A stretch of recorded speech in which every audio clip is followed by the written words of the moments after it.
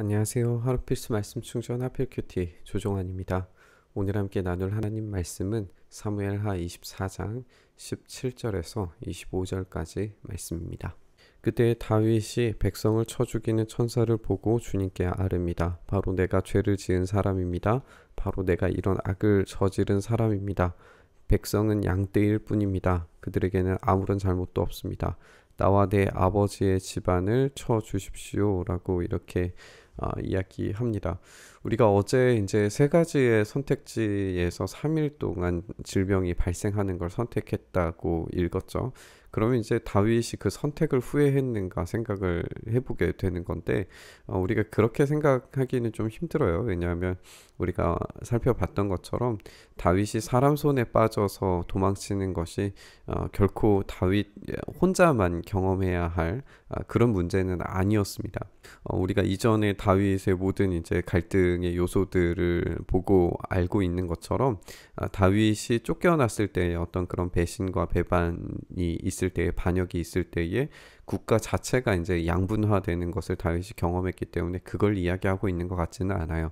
오히려 이제 나와 내 아버지 집안을 쳐주십시오라고 하는 것은 백성들이 죽는 것이 아니라 나와 내 아버지의 집안이 죽음으로써 이 질병에 빠짐으로써 재앙이 그치게 해달라라고 하는 그런 표현으로 읽는 것이 더 적절하지 않을까 생각이 듭니다. 그랬을 때에 마치 모세가 이스라엘 백성들의 배반을 대신하여서 자신의 목숨을 거두어 가시고 백성들을 용서해 달라라고 했던 그 이야기와 일맥상통하는 그런 이야기라는 걸 알 수가 있습니다. 그날 갓이 다윗에게 와서 말해요. 여부스 사람 아라우나의 타작마당으로 올라가셔서 거기에서 주님께 제단을 쌓으십시오. 그래서 다윗이 갓이 전해준 주님의 명령에 따라서 그곳으로 올라가게 됩니다. 아침에 아라우나가 내다보고 있다가 왕의 신하들이 자기에게로 올라오는 것을 봐요. 그래서 왕 앞으로 나아가서 얼굴이 땅에 닿도록 절을 하게 됩니다. 그런 다음에 묻습니다. 어찌하여 높으신 임금님께서 이 종에게 오십니까? 다윗이 대답하기를 내가 그대에게서 이 타작마당을 사서 주님께 제단을 쌓아서 백성에게 내리는 재앙을 그치게 하려고 하오라고 이야기합니다. 이 타작마당에 이제 제단이 쌓아지는 그런 과정인 거죠.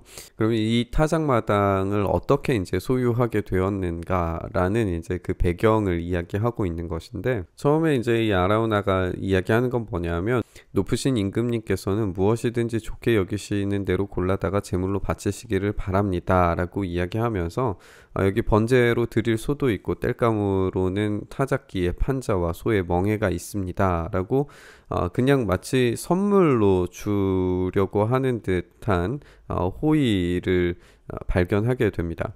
근데 여기에서 이제 다윗이 이것을 철저하게 거절하는 것을 보게 되는데, 이런 선물과 호의로서 이제 이 땅을 쓰십시오라고 했던 이야기는 우리가 아브라함의 이야기 가운데에서 사라를 매장했을 때에 막벨라 굴을 이제 사는 과정도 마찬가지였어요. 그때 당시에 이제 족장으로서 아브라함도 뭐 왕적인 그런 권위를 가지고 있는 그런 족장으로 등장하기 때문에 모양은 비슷했을 겁니다.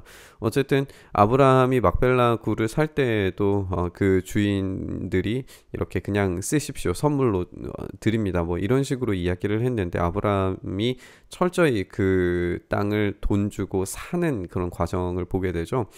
이건 뭐냐면 그 소유권에 대해서 영원한 소유권을 내가 갖겠다라고 하는 겁니다. 그냥 단순히 어떤 호의와 선의로 베풀어지는 건 인간의 이 한계로 인해서 나중에 마음이 변할 수도 있고 나중에 뭐 어떤 절차적인 문제가 생길 수도 있으니 그런 모든 것들을 다 해결하겠다는 거죠. 영원한 소유권을 요구하는 겁니다.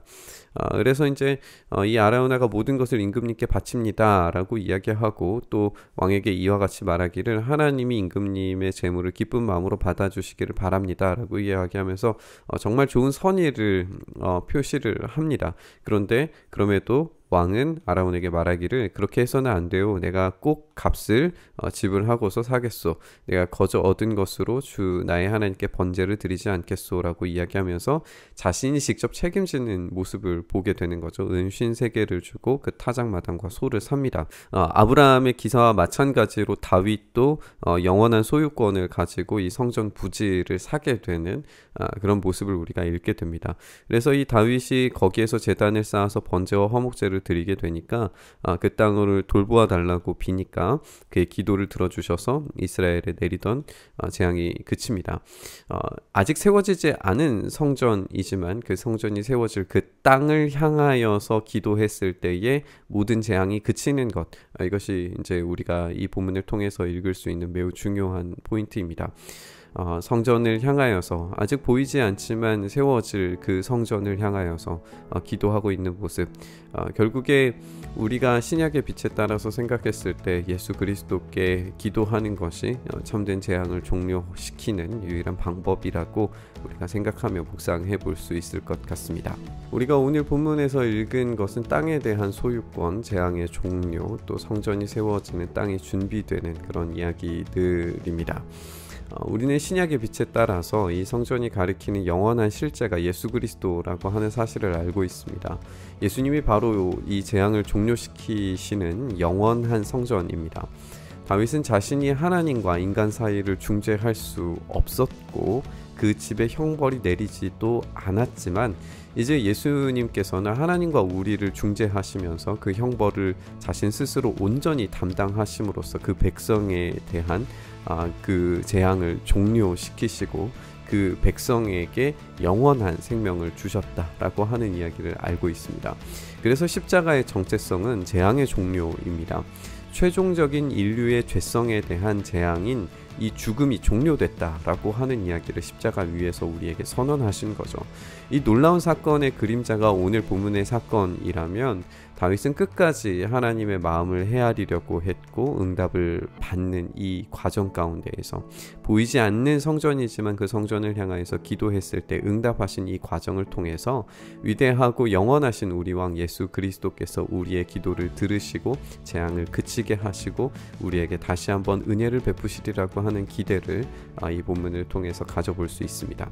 모든 재앙이 그치는 그 십자가 앞으로 우리가 다시 한번 나아가서 우리의 죄성을 고백하며 참된 용서와 회복과 또 우리에게 주실 그 미래를 맛볼 수 있는 삶이 되게 해달라고 기도했으면 좋겠습니다. 오늘 우리가 읽은 이 본문은 그림자일 뿐이지만 십자가는 우리에게 완성된 계시로서 주어졌습니다. 그렇기 때문에 우리가 십자가 앞으로 나아가 우리의 참된 성전이신 예수 그리스도 앞에 기도한다면 우리에게 있는 모든 죄악으로 말미암은 재앙마저도 하나님께서 돌이키시고 우리에게 은혜를 베푸시고 이 재앙이 종료되는 놀라운 은혜 부어주실 줄 믿습니다.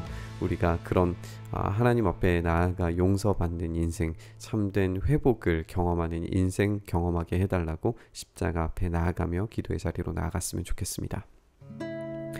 주님, 그렇게 우리가 영원한 실제이신 예수 그리스도의 성전 앞에 엎드립니다. 주님, 우리를 불쌍히 여기시고 긍휼히 여기셔서 다시 한번 주님의 놀라우신 십자가 사랑의 은혜가 우리의 삶을 붙드시고 온전케 하시는 모든 재앙을 그치게 하시고 종료시키시고 우리를 새롭게 하시는 그 은혜가 우리 안에 경험되도록 주의 역사하여 주시옵소서. 그렇게 우리의 삶 붙들어 주시기를 간절히 소망하며 우리 주님 예수님 이름으로 기도드리옵나이다.